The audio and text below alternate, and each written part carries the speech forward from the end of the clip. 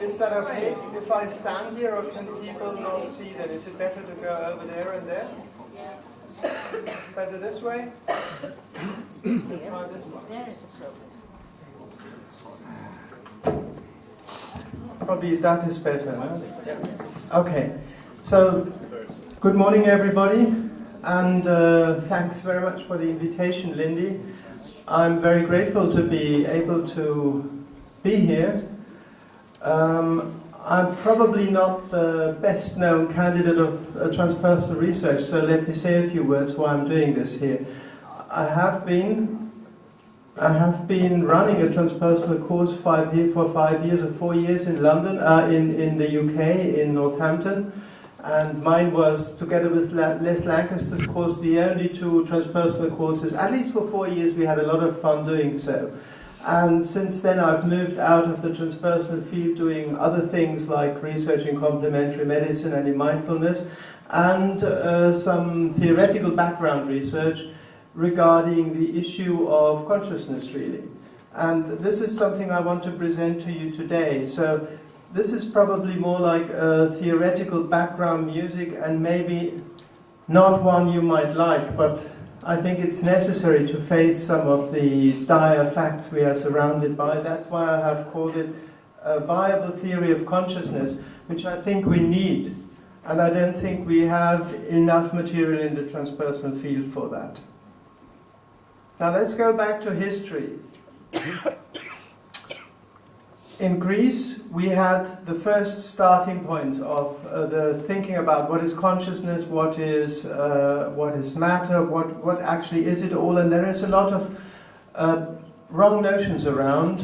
One being that there was a dualism in antique thought, which is wrong. Actually, there is always a mind-body-spirit unity, and even then, the thinkers like Aristotle also, they had the idea that spirit was a formative principle. You can find that in Aristotle's work, De Anima, about the psyche, where he says there is a part of the soul, he calls it in Latin it's the intellectus agens, or the nous poetikos, comes in from the door. Theraten is the Greek word for that. This is very interesting. And this got lost over the history. So we not only have a mind-body problem, we actually have a mind-body-spirit problem, and that is even tougher than the mind-body problem. So what happened in history is that it was reduced to the mind-body problem. Then comes René Descartes, differentiates even more, and we have material things on one hand, you know that, and we have spiritual or mental things on the other side, res extens and res cogitans. And that is the actually real gap in the history of thought around the 17th, 16th, 17th century. And the argument of Descartes is actually very simple. He says we have two different things here. What we can touch, right, things that have extension, I call them res extensa, and then what about the mind? You can't touch it. Have you ever touched the mind? No, you haven't. I mean, not materially. It is extended in time, and so there is a temporal structure to the mind, but it's certainly something different. So he comes up with this dualism, and this really is a modern product, and it's very important to notify that. It's not an antique problem, it's a modern problem. It's a modern problem set up by Descartes. And now comes a very interesting dialectics, because what happens is the following. Descartes even realized, how can we bridge this gap, of course? How can we bridge this Cartesian gap? And he said, well, it happens in the pineal gland, somewhere there. He didn't quite know how that would happen, of course. But what he noticed was that we have two categorically different things. You have water, which is liquid when I pour it, and you have water which has a taste that is quite different, depending on whether you were on a long hiking trip, or whether you had a lot of alcohol, or whether you're just drinking it the first sip in the morning, or whether you're just drinking it just for fun. So there is two different, categorically different things which you have to bring together, and this is bridging the Cartesian gap. How can we do that?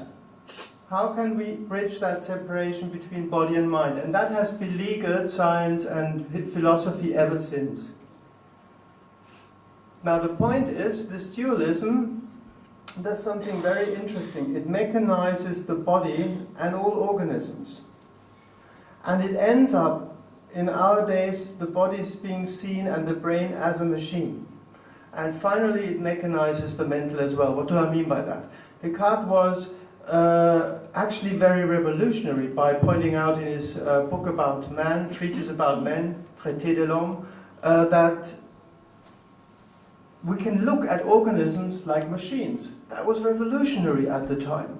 We think it's a stupid thought sometimes, but at that time it was absolutely revolutionary, because nobody had ever thought about dogs and people in that sense. And from there comes the strong scientific impact to mechanize everything living. We've developed biomolecular methods, we've developed genetic methods, and we see everything as a machine. And now even the mind is seen as a machine. And that's the tricky thing about it. You can see that dialectics. Descartes wanted to separate the mind from the body. Now his idea of mechanizing the body has actually captured and invaded the mind. And now we are even mechanizing the mental, because the mental is seen as a material, physiological process only. So what happens is we have a materialist monist ontology today. That means everything is only matter as the only scientific viable alternative for modern day scientists. And that's the state where we are now, since Descartes' program has come to a kind of topmost position. And I've brought you a picture that is from a German artist, Kahn. He made it, I think, for an exposition in Stuttgart around 1923.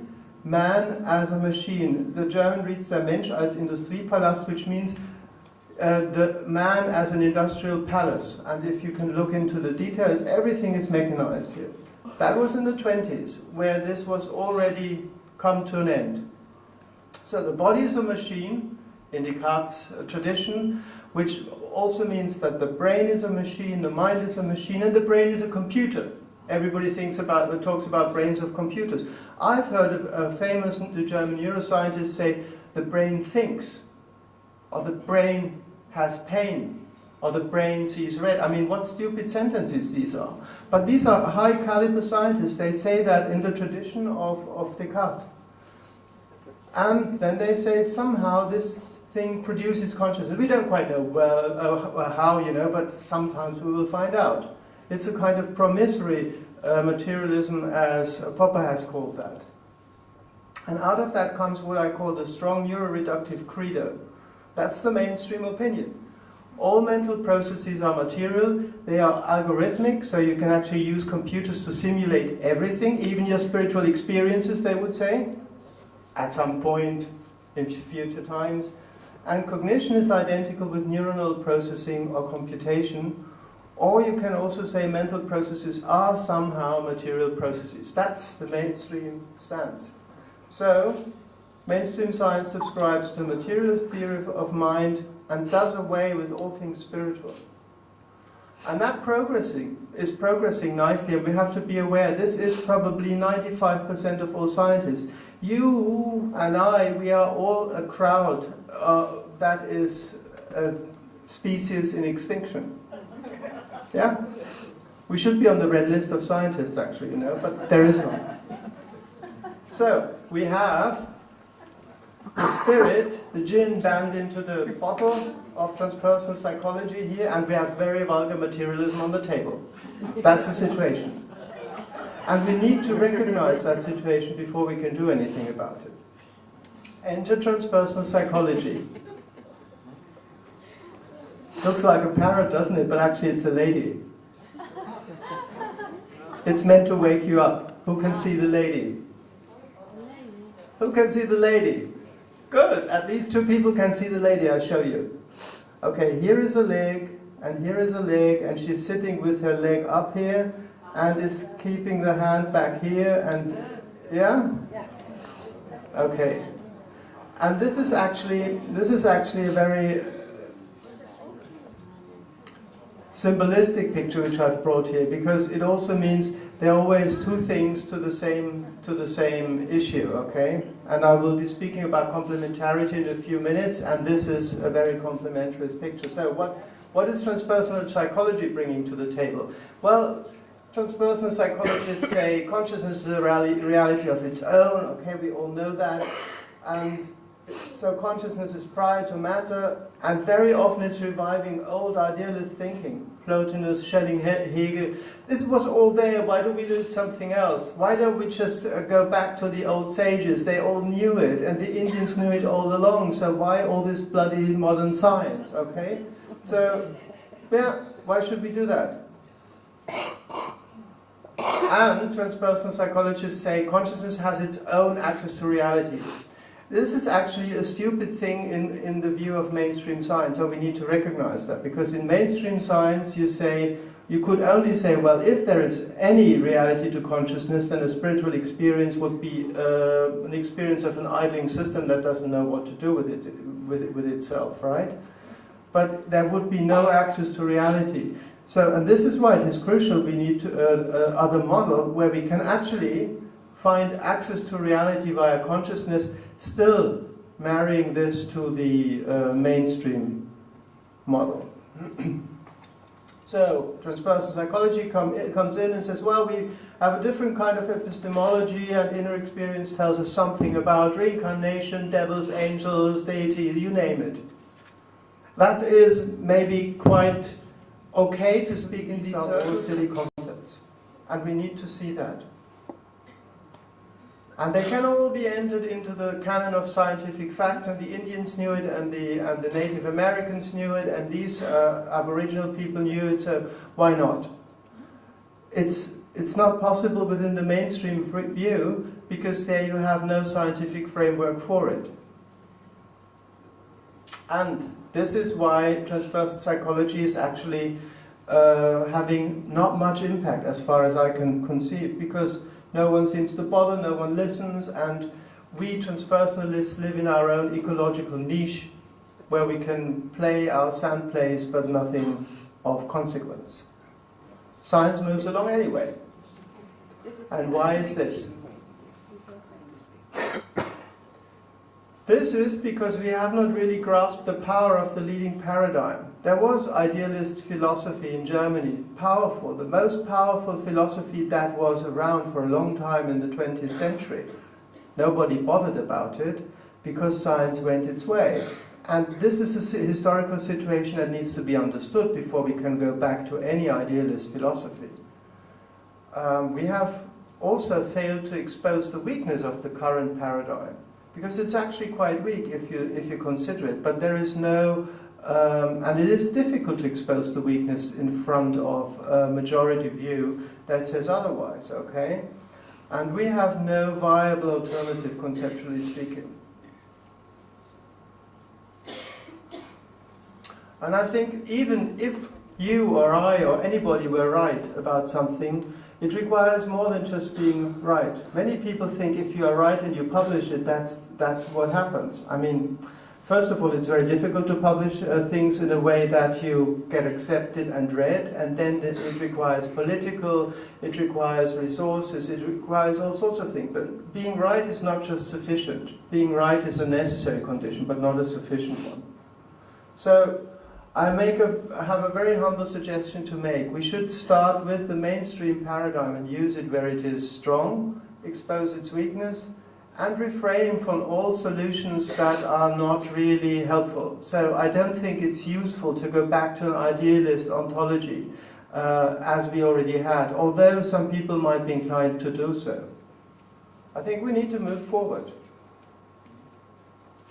Because all that gibberish about the wisdom of the ancient, and we all knew it, and it's all there. This is all blah, blah, blah. It doesn't help scientifically. Sorry to say so.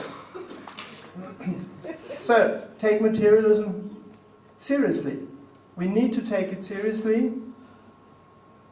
And there are some very strong arguments here, strong correlations between brain and mental processes, which we can see in anesthesia, in neuropsychological damage, for instance. And the question is there a mind without a brain? Maybe. We don't know, but we don't have many instances of that. There's a very strong evolutionary argument that brain growth and faculties grow, and we have technical systems that can simulate some mental capacities, like pattern recognition. So these are the arguments of mainstream science, okay?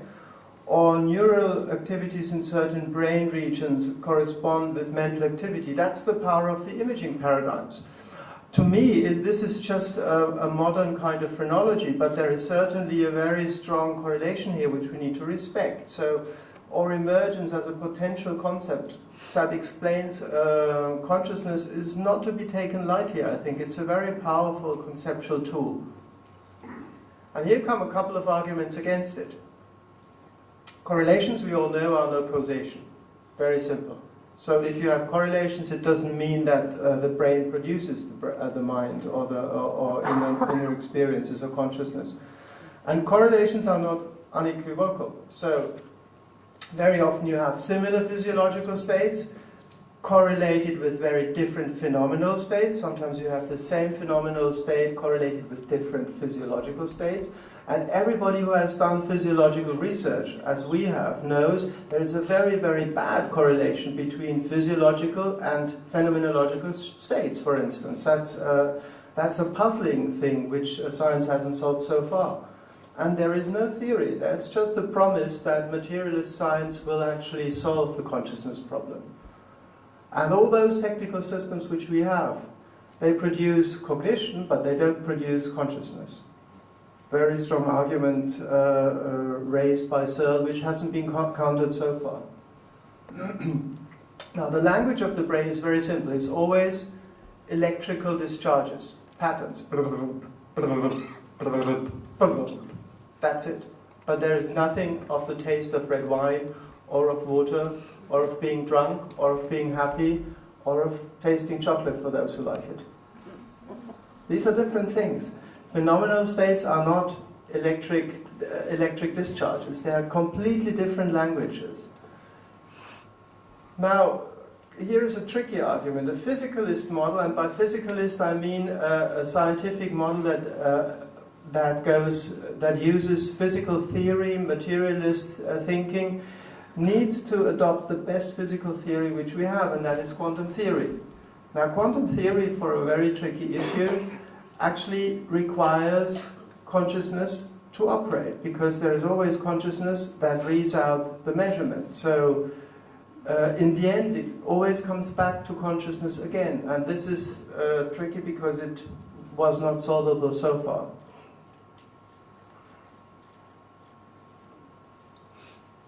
I have until 9:30. Do I, Lindy? 10:30. 10:30. Okay, good. Now, here comes an empirical argument. The physicalist model has to exclude data. Otherwise, it doesn't work. And so, conveniently, these people look at these data and say, well, these are not really scientific data. They don't exist. We are not interested. We don't bother. And here are a couple of them. For instance, non-local perception. I will explain in a minute what I mean by non-local. This is the whole parapsychological database, spiritual experiences, and you can add yours here. And this is a technical thing I've written down here, but a very important one. It addresses the mental system and the physical system as two compatible systems, meaning they can be used interchangeably, and these are both classical systems which don't need any different description. I think that is wrong, and I'll tell you in a minute why I think it is wrong. Mental processes act upon material processes. So, if you meditate, you change your brain structure. If you learn to juggle, you change your brain structure. And there are a lot of instances where you see that conscious activity actually changes the physical substrate. So we know from that at least a strong reductionism is wrong, because otherwise that wouldn't happen. And this is an important argument against the classical theory of consciousness. Mental processes change on observation. Now, whenever you have a system that changes the state of the system when it is measured, you have what?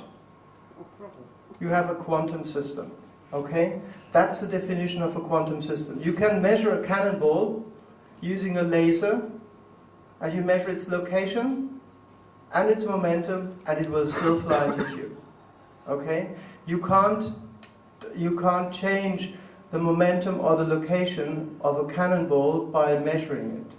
That's a classical system, and Newtonian mechanics is sufficient to describe it. Now, if you look at consciousness, consciousness is not a classical system, because, say, if you have a bad feeling, observing the bad feeling, and you discover, oh, I have a bad feeling because my boss was nasty to me. Suddenly, that state of consciousness changes. Your bad feeling changes, your insight changes, your whole state of consciousness changes. So you have a system here that, on being measured, namely on becoming conscious, changes. And this is the description of a quantum system, and I will show you in a minute what I mean by that.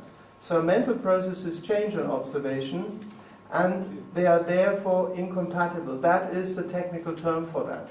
Because if you have compatible operations, you can do this, or you can do that, and it doesn't change. But if you have a quantum system, the operations are always incompatible. So whether you look at your consciousness first and decide what type of state you're in and then act, makes a difference from acting first and then figuring out what is the state of my consciousness, as everybody knows who has got into quarrels or stuff like that, okay?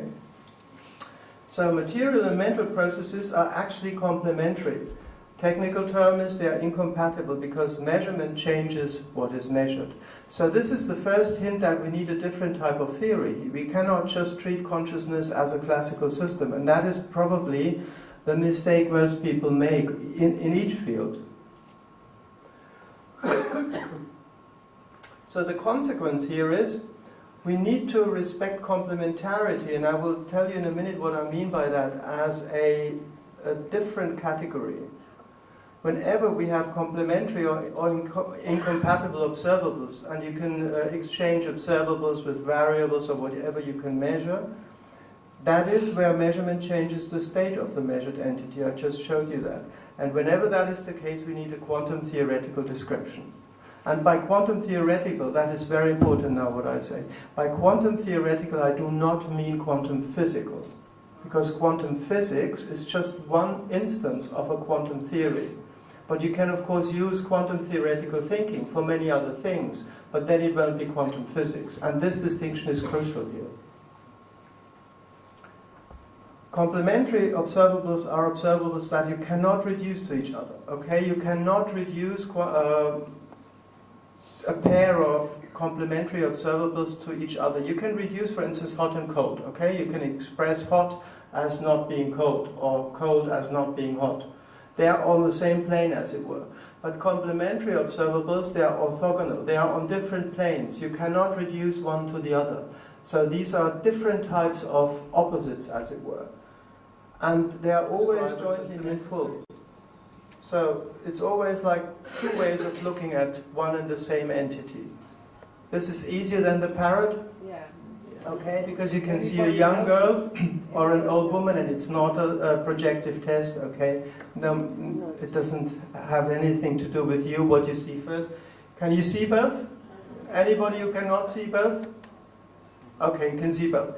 You can see a woman, a young woman with a chin here and the eyelashes here and the ear here, or you can see an old woman with a chin here and the mouth here and the nose here, okay? So this I use as an illustration for what it is to be complementary. You need two viewpoints that are mutually exclusive to look at one and the same thing, okay? Now I want to give you a few data. Where if conscious activity impacts on the physical substrate, then a strong reductive materialism is wrong. Very simple. We have done a little study here, which I present to you here, we looked at meditators and had them look at this bistable image. That's a Necker cube. You can see it this way or that way, okay? So if you focus here, sometimes it looks like this, and sometimes it looks like this, and it switches. Now the important point about these bistable images is that the switches are programmed in our brain at a very low level, pre-consciously actually. Even shortly after the optical junction, if I'm not mistaken.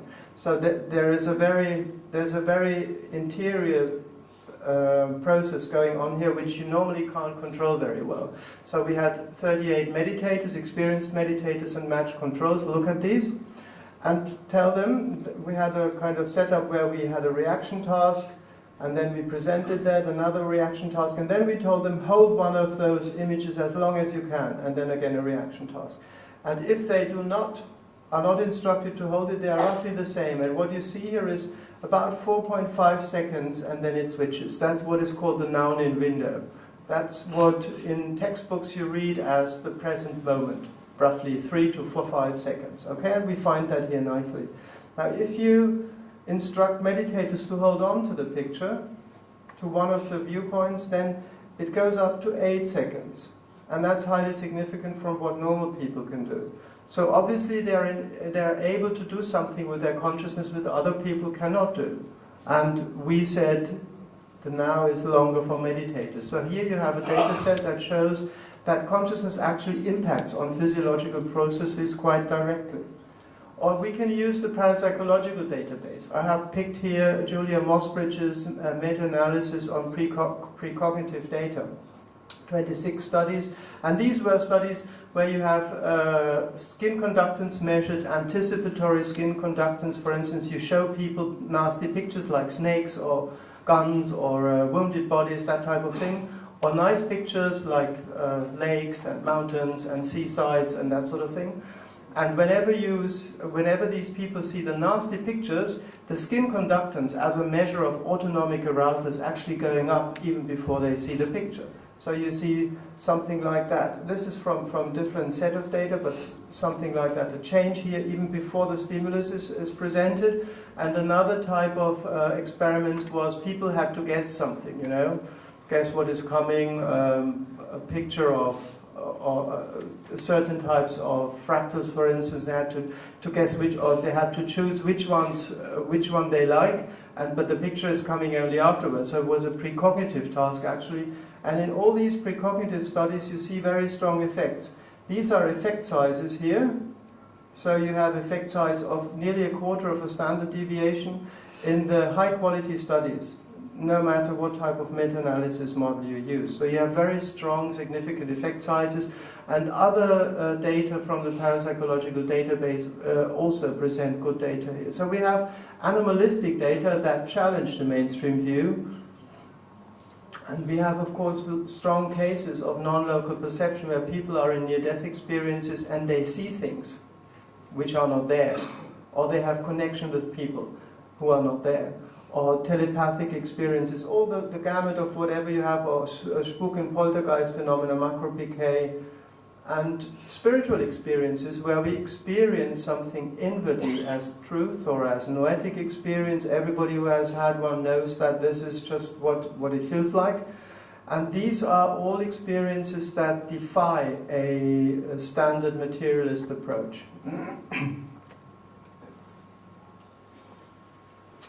So I would say we need a model of consciousness that takes these scientific data regarding mind-brain correlation seriously, and at the same time takes the facts seriously that point to consciousness as a phenomenologically real entity. I think what we need is a model that allows for phenomenological dualism on the ground of a monist or neutral ontology. I mean that we do not stipulate that these two entities are necessarily two ontologically different realms. They may, I don't know, but it's very difficult to scientifically argue for that, because science, as most of spiritual traditions, actually have the intuition that reality is one. And that is a big commonality which most people do not see.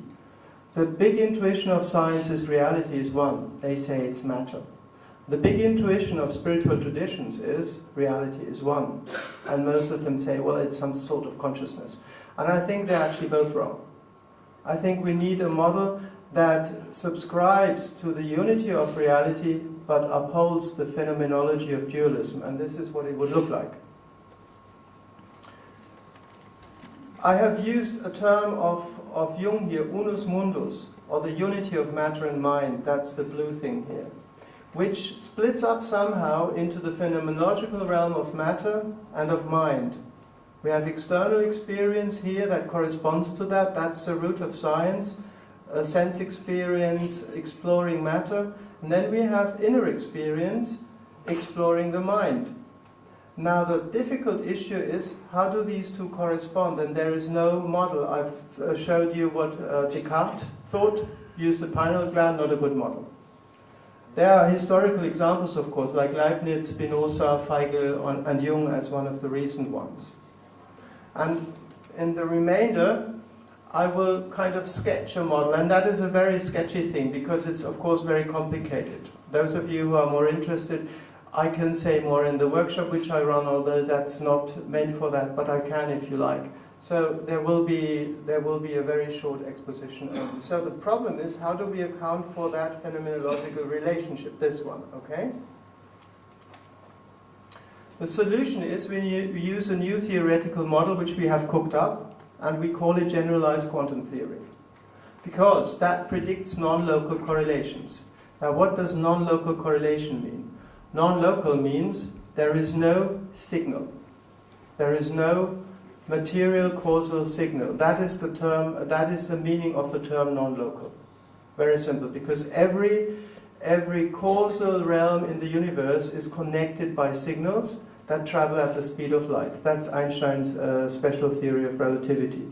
And all those realms that are not connected by those light beams, they are non-local. Non-locally, they are not connected. That's where the term comes from.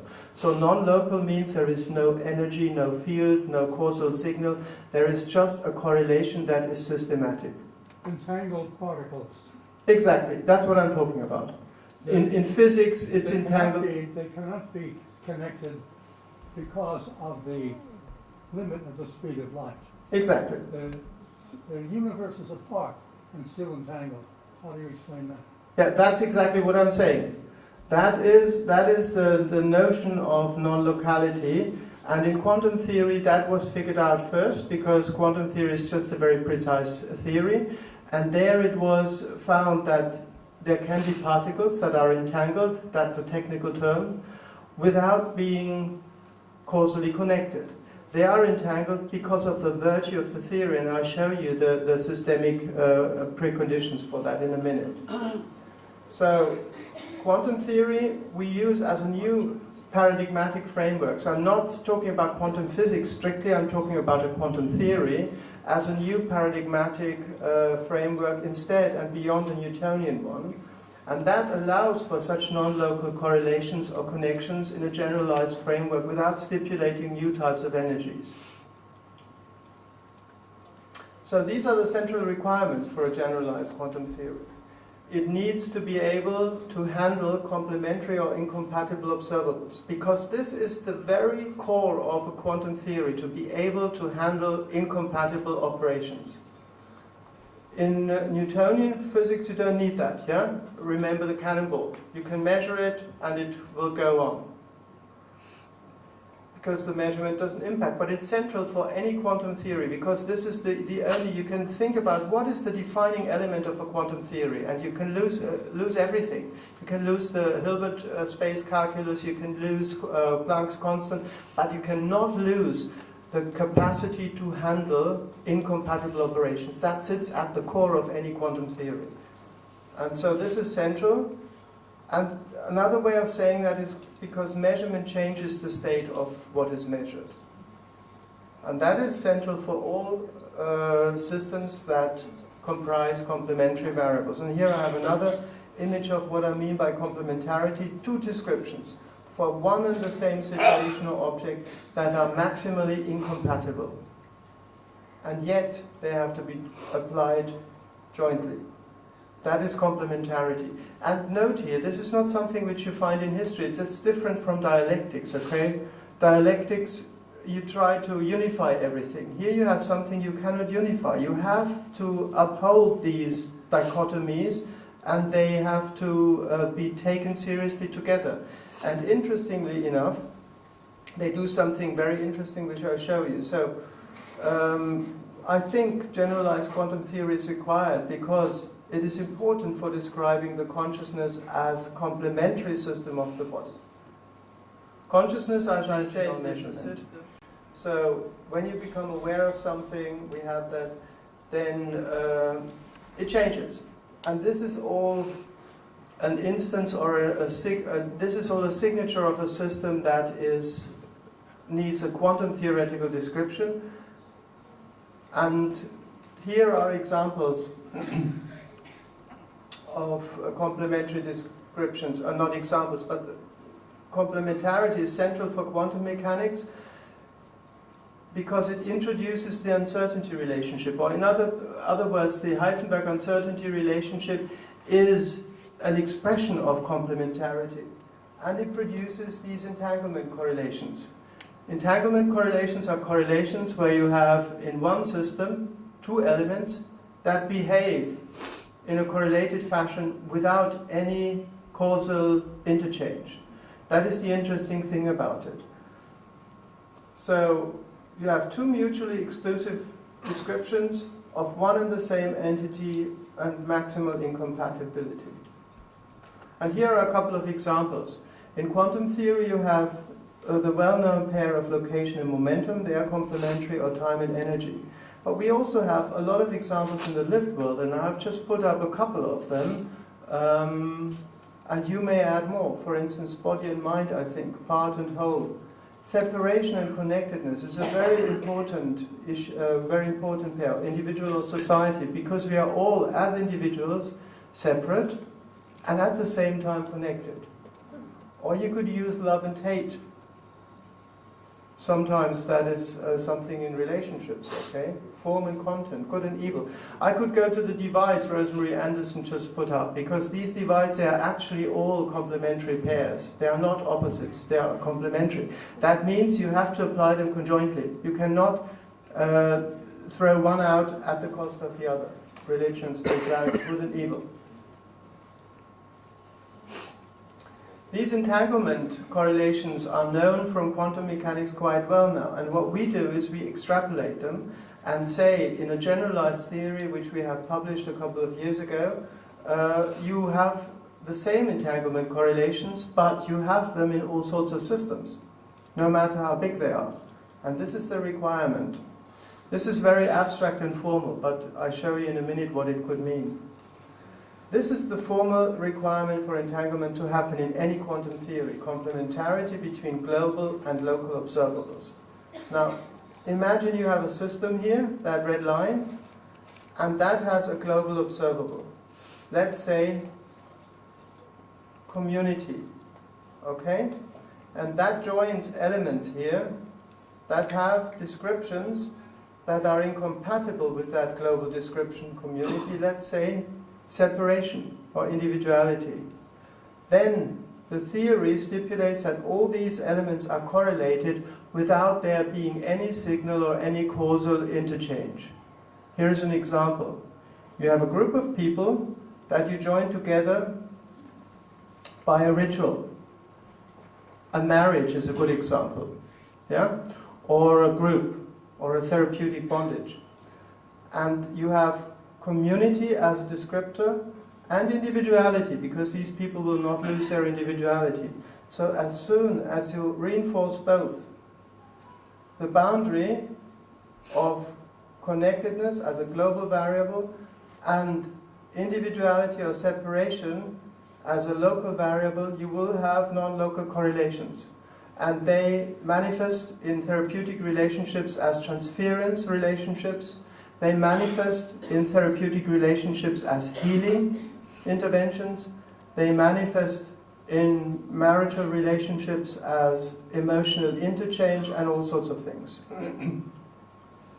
So we can use that as a coordinating principle between two separate systems, matter and mind. We can use this as the sought after connectedness, which Descartes didn't produce. I skipped that. It's actually a bit tricky, and I have to rush through that because my time is running out. But step one is you have a breaking of that original symmetry, this one, okay? So these two elements arise, and Harald Atmansbacher has shown that in a technical article that this is possible, and the result is two distinct descriptions of the same reality emerge. And then you have, as a step two, you devise each system as governed by such generalized entanglement correlations as non-locally correlated systems. Causal effects play a role as well, but secondary to them, and then you link them up. And this is how it works. So we have a physical system that is coordinated by non-local entanglement correlations, and you have, for instance, the global description of process and the local description of structures, or separation and connectedness. And you have physiological correlation. The same you have in the mental system. You have mental system that is, again, made up of various systems within it that are non-locally correlated, and then they are joined together because the whole system is unity made up by individual systems that are non-locally correlated. And off you go. You can even use that to explain spirituality as the correlation of the individual with the whole. That is just one suggestion here, and at least a starting point. Thank you for your attention.